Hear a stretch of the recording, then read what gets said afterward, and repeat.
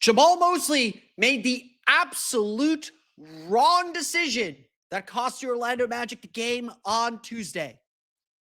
He didn't take the starters out soon enough. Today on Locked On Magic.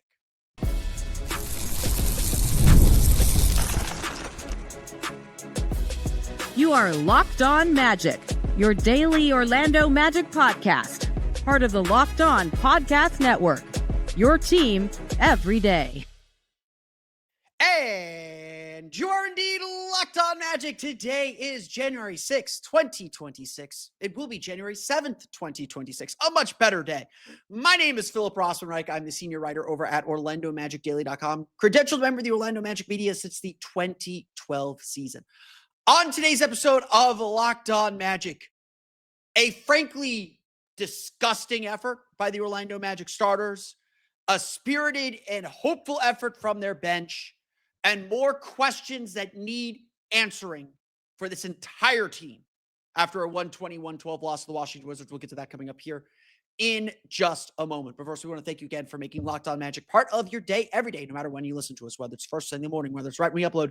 We truly appreciate you making Locked On Magic part of your day every day. You can make Locked On Magic even bigger part of your day by being one of our Orlando Magic dailies. That means you listen every day. You're an everydayer. You listen 5 days a week. You listen on the weekends when we do our weekend episodes. You listen as part of your regular podcast rotation as your first listen of the day. We want to thank you again for making the Locked On Magic community so positive and uplifting during these dark and heady times. I want to thank you for helping make the Locked On Podcast Network the #1 podcast network. It's your team every day. Today's episode of Locked On Magic is brought to you by FanDuel. Before tip-off, check the FanDuel app and see what's dropping during NBA Happy Hour every Friday from 6 to 7:30 p.m. Eastern. The Orlando Magic, under Jamahl Mosley over the last 4 years, have been built on really one idea, one core idea that defines everything about them. The Magic haven't been a perfect team. That this is growing into a championship team, but they're not there yet. This is a team that didn't always have the top-end talent. They got there eventually with Franz, Wagner, and Paolo, Banchero, but they've always been a team that had this chip on their shoulder, that had this understanding that the way we're going to win is we are going to work harder than everybody we play. We are going to be so annoying,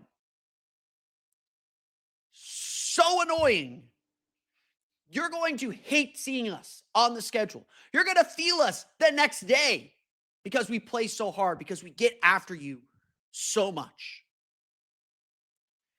And everything we talk about, from the elite defense, from playing with pace, getting out in transition, from everything we talk about involving this Magic team, sprouts from and grows from that basic idea that no team in the league is going to work harder than the Orlando Magic. No team in the league is going to work harder than us. And as the Magic built and grabbed these players, there are two themes. There's the length and the athleticism part, but there's just this notion of we're going to get guys that just do not quit, that do not back down from anybody. As we could talk about X's and O's, we could talk about X, Y, and Z. We could talk about so many things. But that's where we have to start. And if the Magic don't have effort, they might be able to get by. They're talented enough. And this year, certainly they're talented enough. They've got the top-end talent now to get away with it and maybe not play with that insane, intense effort for so long. But then there's going to be nights like this. Then there's going to be nights like this where the other team has that chip on their shoulder that the Magic used to have. That the other team has that intensity. And if the Magic aren't able to match it, and if the Magic aren't able to find it, if the Magic aren't willing to compete, nothing else matters. We'll talk big picture issues. There are big picture issues to talk about, and they need to be talked about. But the basics of tonight's game, of game 37, is that we are once again talking about the most basic thing this Magic team has to do. And that is play hard. That is play with some effort. And like Jamahl Mosley on a press conference, I want to curse. Because that's how angry I am sure he feels. That is how angry you should feel. And that is frankly how angry the players should be feeling about themselves. I thought Orlando came out with good offensive energy. I'll give them that. For 5 minutes, they played great offense. Ball was moving. They were finding threes. Tristan Silva got three threes to go in the first quarter. Things looked okay. The defensive effort was never there, though. And Washington quickly took the lead. And Washington quickly had control over the game. And then in the second quarter, the Magic were just loose with the ball, turning it over. They were fouling. And the third quarter, things got even worse. Orlando trailed by as much as 26 points. And look, Washington is better than a 10-25 record. They are currently, I believe, 6-6 in their last 12 games. Guess what? So are the Magic. Let's not pretend that this is some terrible, god-awful Washington Wizards team. Having said that, they're not good enough to avoid their own mistakes. Orlando was still in the game, trailing by 1 despite a terrible first quarter. Frankly, down by 12 at halftime despite a terrible second quarter, still within reach if you just play with some effort. If you show us that you care. I said it. Brian Hill said it on the FanDuel Sports Network Florida broadcast. It was obvious to anyone that the Magic were not playing with the requisite effort that you need to win an NBA basketball game against any opponent, let alone one that is playing with a load of confidence like the Washington Wizards are. And listen to our friends at Locked On Wizards, who I'm sure are both celebrating and a little worried about this game. The Magic put themselves in a 26-point hole. Made this game academic until they didn't. Because Jamahl Mosley needed to send a message to his team. The effort that Paolo Banchero put in, unacceptable. The effort that Anthony Black put in, unacceptable. The effort that Desmond Bane put in, with the 4 turnovers that he had. Paolo Banchero, Desmond Bane, and Anthony Black each had 4 turnovers. That's 12 of the Magic's 19 turnovers that led to 29 points. In the third quarter alone, the Magic had 6 turnovers for 13 points. Bane and Banchero had 2 each. Black had 1. In the second quarter, the Magic had 6 turnovers for 9 points. Bane had 2. Black had 1. In the first quarter, Orlando had 5 turnovers. Again, 2 from Banchero, 2 from Black. This team was sloppy. They were unfocused. And they were letting Washington beat them at every turn. They were on their back foot from the beginning. And that is just not Orlando Magic basketball. It's not supposed to be. Maybe it is. Maybe this is who this team is. And that's a humongous problem because we're talking about it again. We talked about it in the loss with Charlotte Hornets. We talked about it in October when they lost to the Detroit Pistons and the Philadelphia 76ers. We've been talking about this at various points during the season. And it is as unacceptable then as it certainly is now. Because the Magic haven't won consecutive games since December 1st. November 27th or 28th against the Detroit Pistons, that humongous, huge NBA Cup game, and December 1st against the Chicago Bulls. And even that game, they had to rescue themselves. Desmond Bane had to have a crazy fourth quarter to rescue them in both of those games. Wins or wins, we count them all the same. And if the Magic would have won this game, yeah, there'd be concerns, but at least they won. Because despite being down by 26, the Magic still fought their way back because Jamahl Mosley finally pulled the plug on a group of players, a group of supposed leaders of this team who did not bring the effort, did not set the example, did not set the tone the way that you expect your best players and your leaders to do so. And so he turned, of course, to Jase Richardson, to Tyus Jones, to Jonathan Isaac, to Jett Howard, to Noah Penda. And for what felt like 12 glorious minutes from the middle of the third quarter to the middle of the fourth quarter, Orlando cut that 26-point lead down to 2. That's right. That's right. They played so freaking hard. They played with so much energy They got the lead down to 2 with 5 minutes to play. The Magic were down 2 with 5 minutes to play. And Jamahl Mosley made the right call, sticking with them, trying to get guys rest where he could, trying to find a way to get them to the end because the starters were not going to give that energy. And that is a huge indictment on them and exactly the message they needed to receive. And if they didn't receive it, that's a problem.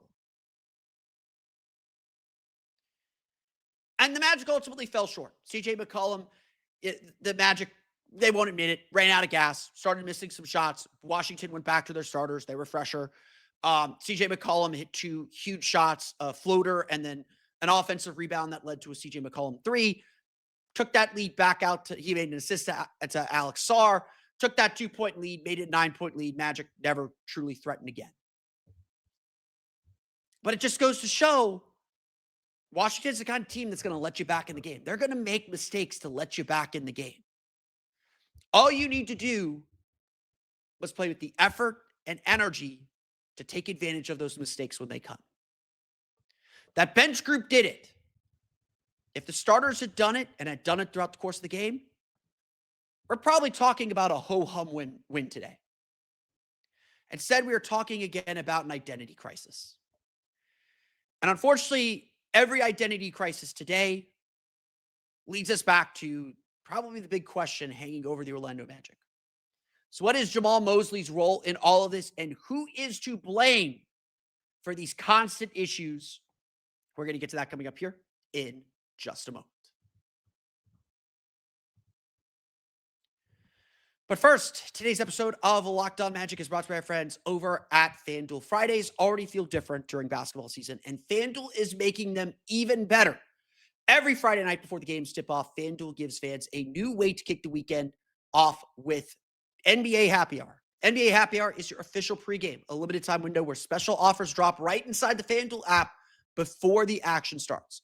Fridays from 6 to 7:30 Eastern are appointment viewing because of NBA Happy Hour. You get something new, whether it's a boost, a bonus, or a surprise.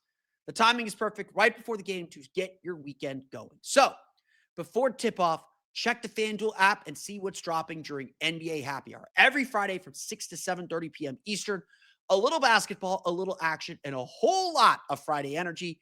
That is NBA Happy Hour, only on FanDuel, the official sportsbook partner of the NBA.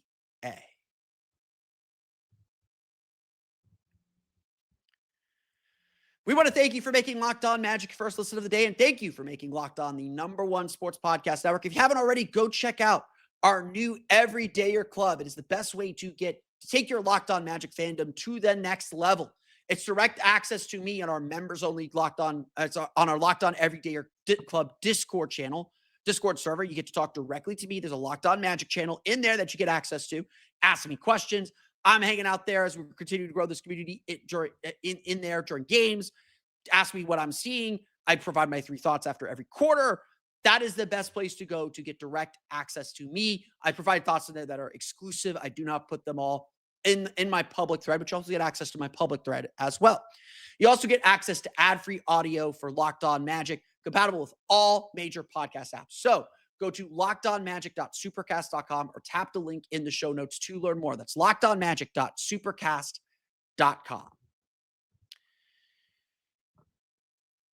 There's still a long way to go this season. And so I want to make that abundantly clear. I mentioned that yesterday. That was the theme of yesterday's episode. Patience, I think, is still the word of the day. And I will say this before we dive too deep into this. The Magic's front office is not going to panic. The Magic's front office isn't going to overreact to any of this. It's data. It's something they're collecting, and maybe I like that because that's kind of my approach to things, but they're having, I'm sure, all the same conversations and same thoughts that we're having. And they're not going to act on it immediately. Because, look, Jalen, Suggs, and Franz, Wagner are in the works. They're coming down the pike. We know with Paolo and Franz that this is at least like a 41 to 45 win team. And that's going to be enough to get you in the playoffs. The Magic are going to the playoffs. again, this is just my plea for patience. As poorly as the Magic have played for the last month, and they have played poorly, they're 500. They're not losing ground. They're not gaining ground. They're treading water. And I think you can go back and listen to what I said when Franz went out. I said, okay, just tread water until you get to January. And then in January, you should be able to make some moves. We're in the January where they need to make some moves. They're not, and that's going to be a problem. I'm not going to pretend otherwise. But the Magic should get Franz Wagner back relatively soon. Josh Robbins of The Athletic, who's up in Washington, who covers the Wizards, he noted that both Franz and Mo Wagner had an hour workout on the Capital One Arena floor. They're certainly making progress.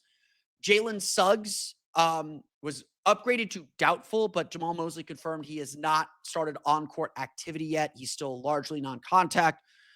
So he might be, his ramp up might be quicker.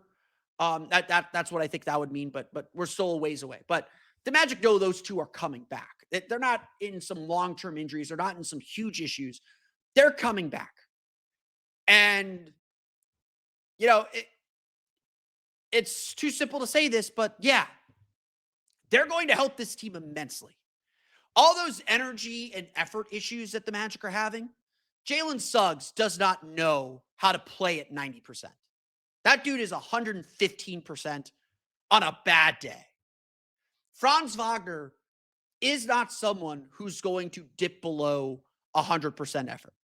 That dude is probably the most competitive guy on the team. He seems like he's a quiet guy. That dude does not know how to not play hard. And so I would argue that right now this team is just missing its heart. And it's easy to say that with Suggs because everyone says Jalen Suggs is the heart of this team. This team is missing its heart right now. And you can see it on the floor. And look, they are talented enough to still be competitive and still win a lot of games. They're still competitive enough to be a 500 basketball team. And I would call them right now like a 36, 37, 38 win team. I don't even think they're playing like a 500 team right now. They're playing as like a play-in level team right now, or just outside the play-in level. But there's still plenty of time left in the season to right the ship. And so the Magic aren't about to do anything panicky. But we are seeing the same problems repeat. And we are seeing this team run into the same issues. And like I said in October, when I preached patience then, and look, that turned out to be all right. But when I preached patience back in October, I said, like, they got time to figure this out. But these issues aren't going away. Like, this is still a part of who this team is. This is still embedded in the team somewhere. And back then, it was poor defensive effort, letting missed shots affect their energy, and letting things get out of hand. This Magic team, as much as anyone, should know they can win games without making shots. They did it all last year. They couldn't hit the broadside of a barn last year. One of the worst. They had like the worst 3-point shooting team of the last dozen years. And it didn't matter. They still defended at a crazy effort. And so we have to ask ourselves, why isn't the team doing this? Because they did it without Jalen Suggs last year. They did it at times without Franz Wagner. Am I crazy to say that, like, yeah, losing a glue guy like Cole Anthony is having a bigger effect on this team than we thought? Just like last year, I thought that not having Markelle Fultz was a bigger effect than I think we all thought. Doesn't make it the wrong decision to let those guys walk, but there's just a dynamic that's off on this team. I am not, and if you listen to the show, you know this. I am not in the camp that this is completely Jamahl Mosley's fault. I am not in the camp that the Magic should fire Jamahl Mosley immediately. I just don't believe that. Like, I don't think that's how this team's going to operate, and I want to operate in reality, not in wishful thinking. I don't think changing coaches is going to do very much. You'll get a little jolt, sure, just because, everyone's paying attention now. But it's not going to change the underlying issues.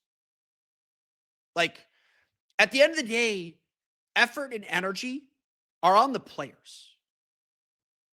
Like, if we want to talk tactics and we say, well, this offense is too unstructured. The defense relies too much on X, Y, and Z. They're not executing. They're not adjusting that. The rotations are off. You're like, that's coaching stuff. That's on the coach. And Jamahl Mosley is far from perfect on that. But effort is on the players. And so I have to start here with this. The Magic need more from Paolo Banchero. Like, whether you like it or not, you take your cues. You take your energy from your best player, from your team leaders.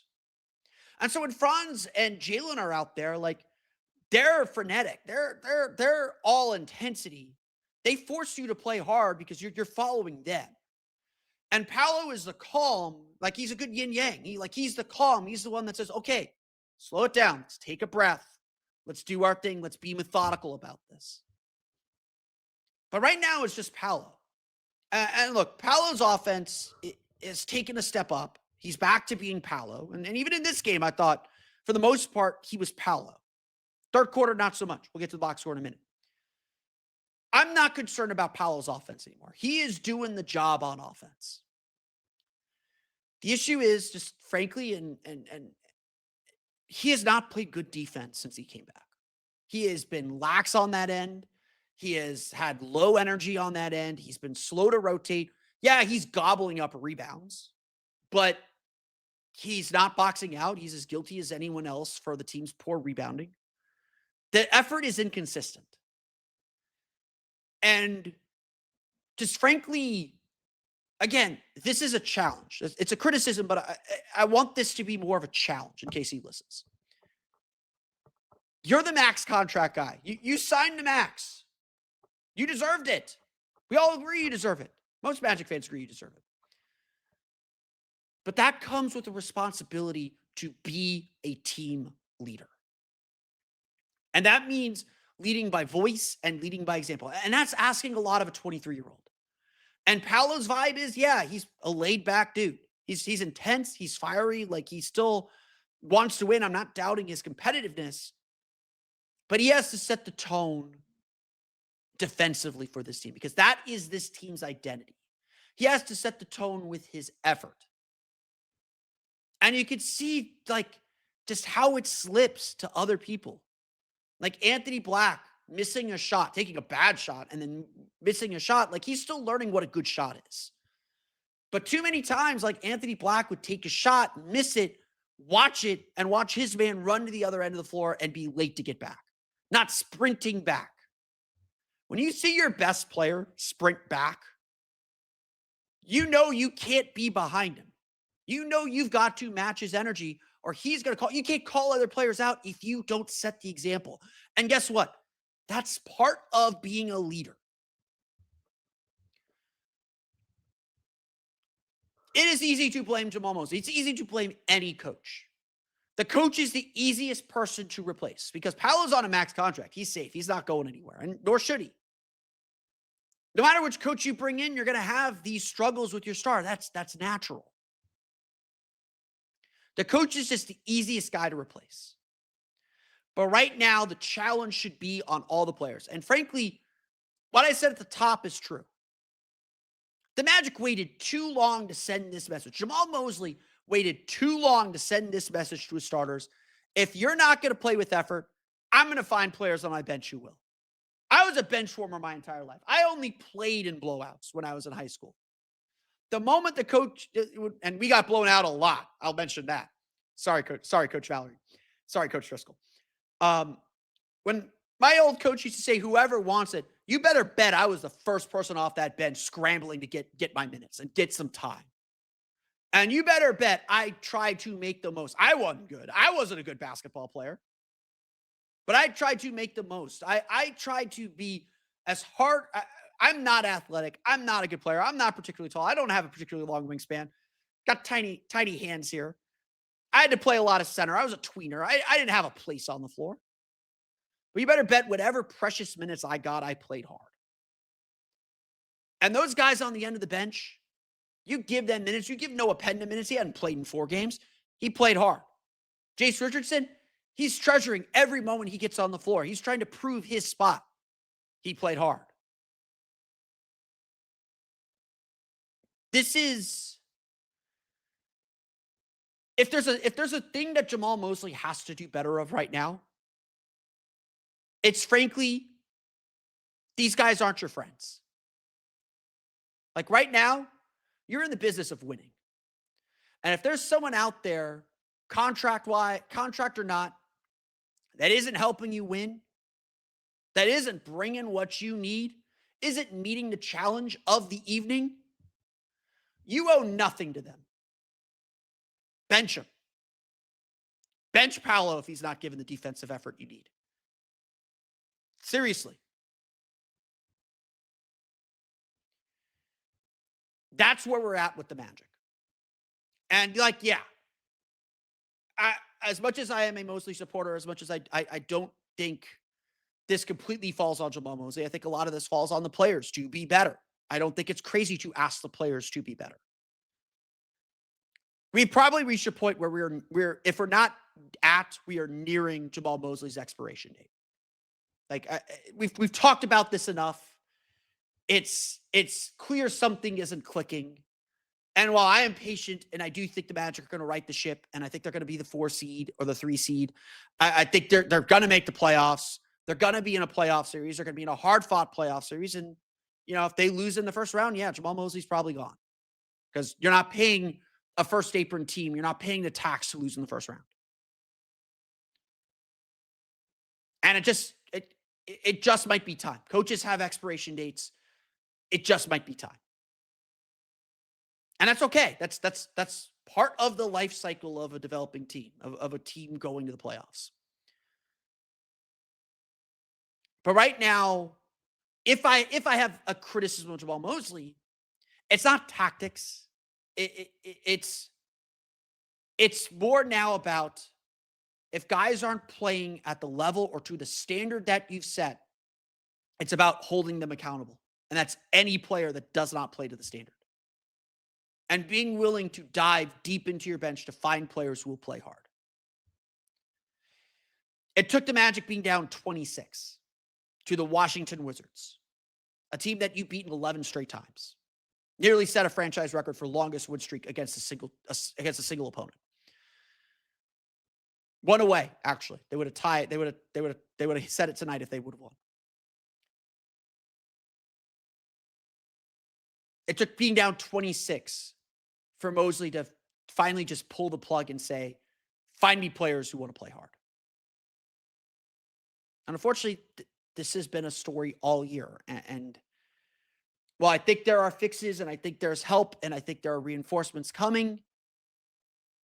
This is a story that is not going away. Let's continue ripping off the Band-Aid then. We'll go through the box score, talk a little bit about who did wrong and more coming up here in just a moment. But first, today's episode of Locked On Magic is brought to you by our friends over at Rocket Money. Let's be real. Managing your finances can feel overwhelming between subscriptions you forgot about, bills that keep going up, and trying to figure out where all your money actually goes each month. It's easy to feel like you're losing control. And it was time to track every transaction or hunt down hidden fees. That is where Rocket Money comes in, the personal finance app that helps you take control. It finds and cancels your unwanted subscriptions, monitors your spending, and helps lower your bills so you can grow your savings. Look, we all have our ways to track our finances, and some of them are better than others. Before Rocket Money, I used a spreadsheet, and it was helpful for me to have an idea about my finances, but it didn't give me a full picture. It didn't give me control. It didn't give me, I was kind of chasing it rather than controlling it. And that's what Rocket Money does. The automatic transaction categorization is a game changer. So you can finally see exactly where your money's going, and you can set budgets and goals, get personalized insights, and receive real-time alerts for large transactions, upcoming bills, and low balances. Let Rocket Money help you reach your financial goals faster. Join at rocketmoney.com/lockedon. That's rocketmoney.com/lockedon. rocketmoney.com/lockedon.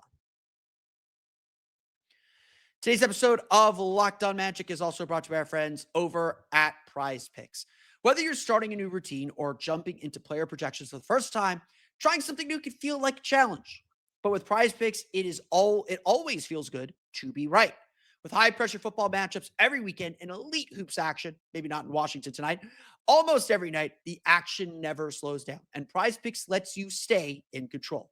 Prize Picks is the daily fantasy app that makes watching sports even more exciting by letting you build lineups based on player projections. No drafts, no waiting, just pick more or less and play your way. Getting started on Prize Picks is quick and simple. The app is super easy to navigate. While there are a lot of choices and a lot of games and a lot of players and a lot of projections, you can find exactly the one you are thinking of. And the best part is there's no giant player pools. It's just you and your projections. And there's no confusing scoring system unless you want like a fantasy points. I think they do offer that, but there's no confusing scoring system. And even better, their new early payouts feature is a true game changer. If a player starts hot, you can cash out before the game ends. Download the Prize Picks app today and use code LOCKEDONNBA to get $50 in lineups after you play your first $5 lineup. That's code LOCKEDONNBA to get $50 in lineups after your first $5 lineup. Prize Picks, it's good to be right.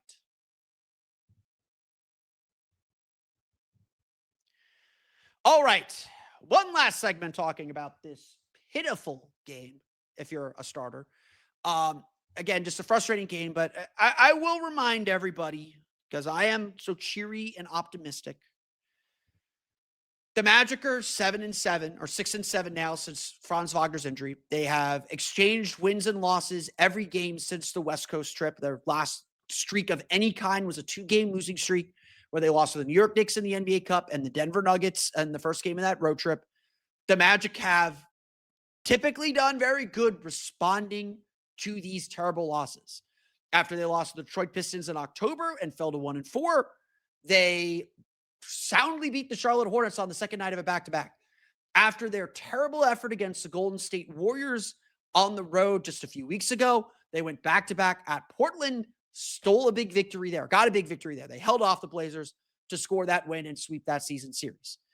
Brooklyn is a very good team. They're playing very, very well right now, an excellent defensive team. This is one game.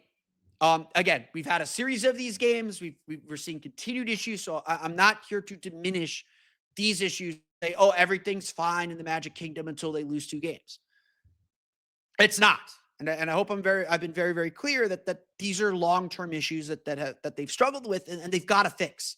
To be the team the Magic want to be, they've got to fix these issues. Like just plain and simple. They've got to fix these issues. Now, again, they're going to make the playoffs. They're too good. They're going to get healthy. They're going to make the playoffs. Will they be the 3 seed like we all thought? Will they win 50 games like we all thought? Probably not. Will they be the 4 seed? Will they have home court advantage? Will they be a 5 seed? Will they be a 6 seed? Will they be fighting in the play-in? That's what's at stake. But they're going to be there. Like I would say I'm very confident the Magic are not falling below 8. I'm very confident. In fact, the Magic are not going to be in the play-in. I'm still very confident they're going to be 6 seed. Frankly, I'm still very confident they're going to be the 4 seed at minimum. Very, very confident of that. I honestly, I think Toronto's going to slip at some point. Toronto's going to have some injuries. Maybe Boston slips a little bit.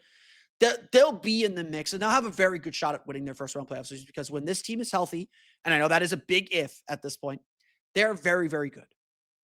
The problems we're seeing now are not going away. That is part of the issue.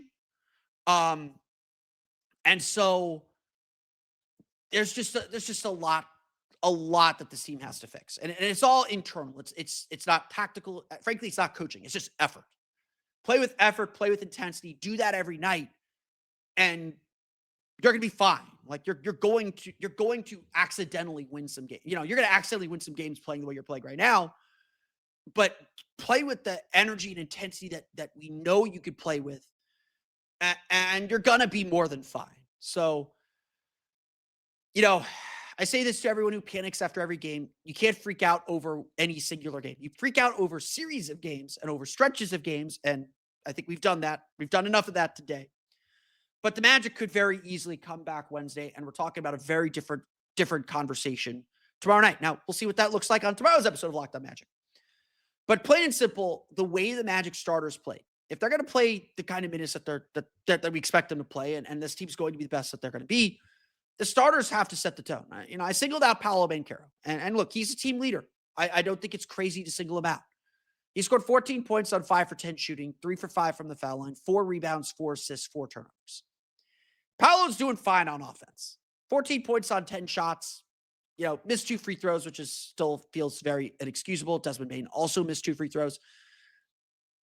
He did, he was looking fine on offense. Again, just defensively, he is nowhere near, like Paolo's never been a fantastic defender, but he's been serviceable. Like he's in the right spots. You see him making the effort. He is just so late on everything. And maybe that's the last thing to come back after the groin injury. Maybe that is the last remnant of, he doesn't quite have his lateral quickness, but boy, it still just looks like he is a step slow. And that his awareness and recognition is just slow. I would say this too about Paolo.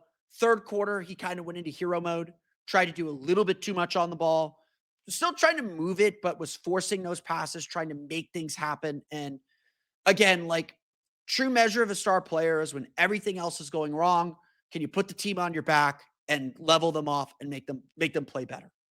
And again, that is the burden of leadership. That fair or not, that is what the Magic need from Paolo Banchero right now. And just frankly, he failed at that. Like tonight was a night where Paolo got his numbers, and if he played more, he would have gotten his numbers, but didn't actually impact winning.